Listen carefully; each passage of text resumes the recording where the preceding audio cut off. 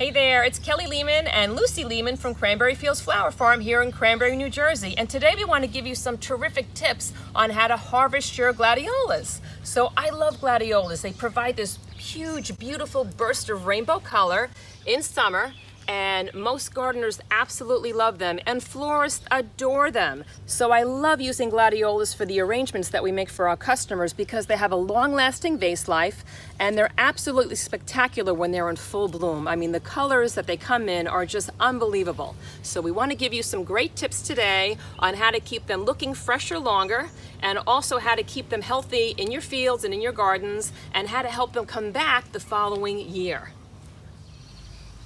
When you're harvesting your gladiolus from your gardens or from your flower farms, make sure that when you cut this flower from the plant, you can take, like a leaf or two that's attached to the stem, but make sure you leave the rest of the plant intact because it needs the rest of those green leaves to continue the process of photosynthesis to feed the flower throughout the rest of the season. So this is fine. Like I said, you have a couple leaves right on this beautiful flower stem, but the rest of the plant should stay in the field. And eventually they'll just kind of die back on their own. The leaves will get kind of yellow, they'll get kind of brown, they'll die back, but leave them be. Don't hack them away when you go out there to harvest your flowers.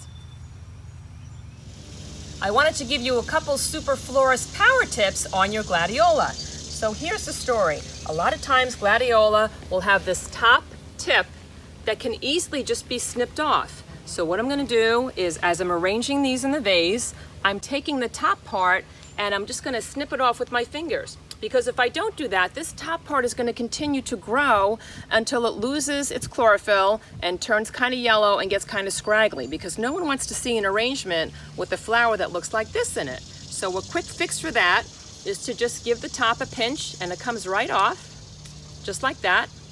And then this is going to allow your gladiola to burst open all the way around and come up to the top with a beautiful burst on the very top also. And here's another great tip. The gladiola are going to blossom from the bottom up. As these florets start to fade, you can just pluck them right out. They have like a little self-contained little container here, and you just basically just pick them right out, and then you have a fresher looking plant.